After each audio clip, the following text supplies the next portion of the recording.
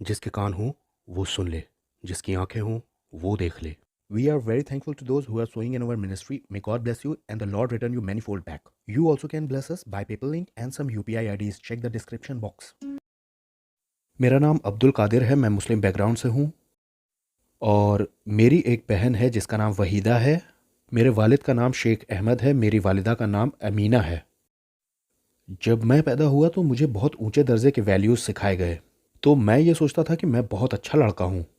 मैं पैदा मैसूर में हुआ था, तो जब मैं 8वीं कक्षा में पढ़ रहा था तो उन्होंने मुझे नया करार दिया। वो चाहते थे कि मैं उसे पढूं। मैं उसे बस यूं ही घर ले आया और मैंने न्यू टेस्टमेंट को पढ़ना शुरू किया। उसमें कुछ इस तरह से लिखा था कि यीशु मसीह की ये वंशावली है।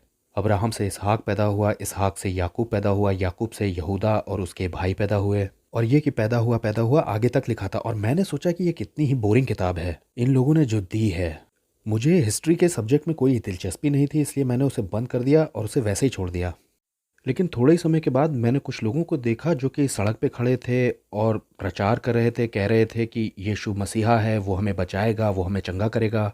मतलब इन्हीं तरह की कुछ बातें कह रहे थे और इससे मैं बहुत ही गुस्सा हो गया। तो मैंने ये सोचा कि ये लोग क्यों देश को बर्बाद कर रहे हैं।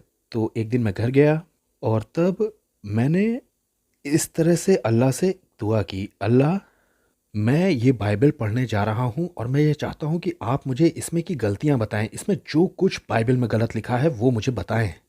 तो ये मेरी संजीदगी से भरी दुआ थी। इस सिंसियर प्रेयर के साथ मैंने नया नियम पढ़ना शुरू किया। अब मैंने कई घंटे बाइबल पढ़ना शुरू किया, जैसे 4, 5, 6 घंटे। मुझे क्रिश्चियनिटी के बारे में कुछ भी नहीं पता था। मैं किसी चर्च में भी नहीं गया था और ना ही किसी मीटिंग वगैरह में गया था कभी। लेकिन था मेरे अंदर कुछ जहन में कि मुझे ये बाइबल पढ़नी ही है और इस बाइबल में क्या कुछ गलत लिखा है वो जानना है।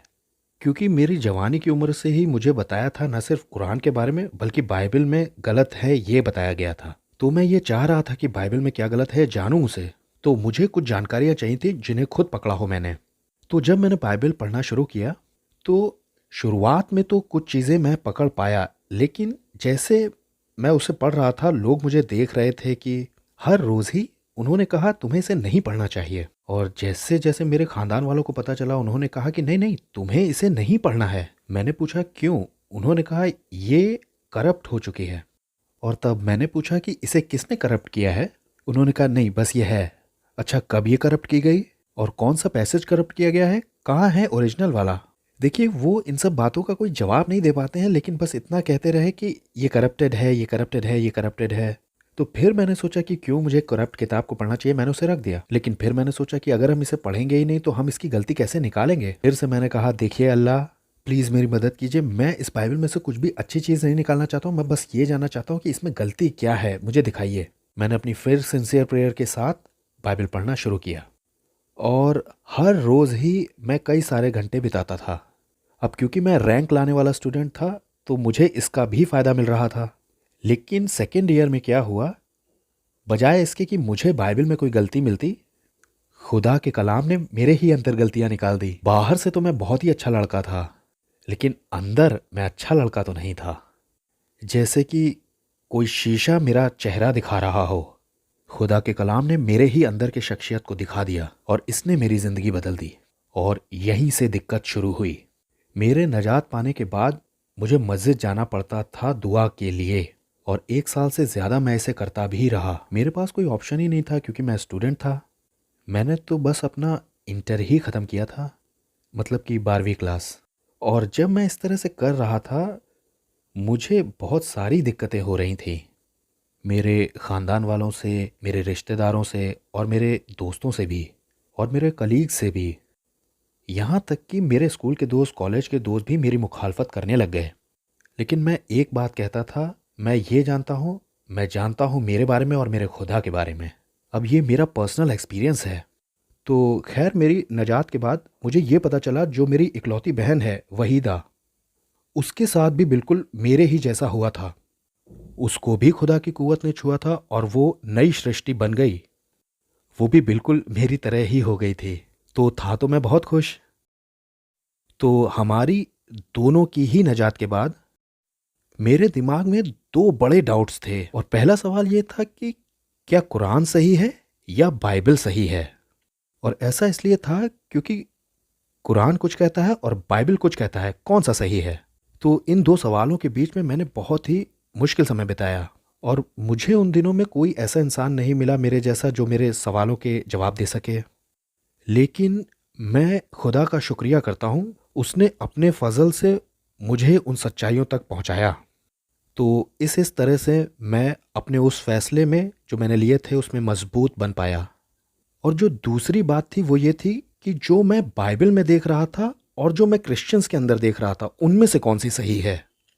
और ये सवाल भी मुझे बहुत परेशान कर रहा था। और फिर जैसे जैसे मैं पढ़ता गया धीरे धीरे पाक रूह ने उन सच्चाइयों को भी मुझे दिखाया और यही वजह है कि मैं आज इतना खुश हूँ। और फिर मेरे सैल्वेशन के बाद मुझे मेरे वालिद की तरफ से बिल्कुल ही छोड़ दिया गया। मेरे वालिद के लिए मैं बहुत करीब था उनके और वो बहुत मोहब्बत करते थे मुझसे, लेकिन वो बिल्कुल ही उल्टा हो गए उसके। और एक दिन उन्होंने पूरा ही छोड़ दिया हमें, उन्होंने पैसा देना बंद कर दिया हमें। तो अब हमें ये भी नहीं पता था कि हमें करना क्या है। तो आखिर में मैंने खुदा से दुआ की, अगर तू सच्चा खुदा है तो हमारी मदद कर। और ये वो समय था जब खुदा ने सचमुच मुझे छुआ और खुदा ने बिल्कुल अद्भुत तरीके से हमारे जीवन में किया। हमारे पास ज़्यादा भी नहीं आया और कम भी नहीं पड़ा। खुदा ने ठीक उतना ही दिया जितना मुझे चाहिए था, हमें चाहिए था। और जिस दिन में मैंने अपना कॉलेज ख़त्म किया था उसी दिन मुझे जॉब मिल गई। कॉलेज में मेरी सेकंड रैंक आई थी और खुदा ने मेरे लिए जॉब दे दी।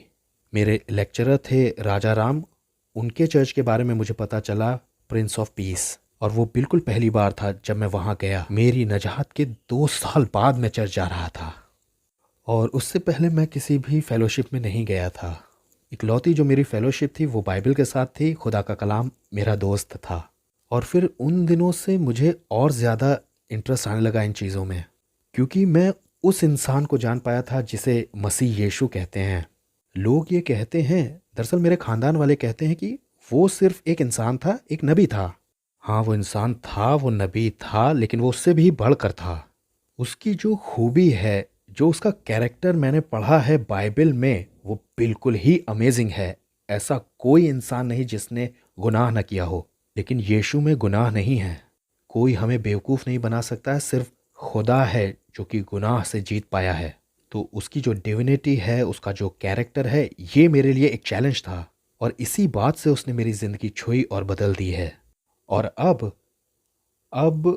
अब ये हुआ है कि जब मेरी पढ़ाई ख़त्म हुई, मैंने जॉब की, मैंने सेक्युलर फील्ड में 15 साल काम किया और उसके बाद मैंने रिज़ाइन किया अपनी जॉब से, क्योंकि मैं खुदावंद की खिदमत करना चाहता था लंबे अरसे के लिए। और अब मैंने खुदा की खिदमत शुरू कर दी है। मेरे पास एक बीवी है, 2 बच्चे हैं और खुदा मुझे आशीष दे रहा है। मुझे बहुत बरकत मिली है। Thank you.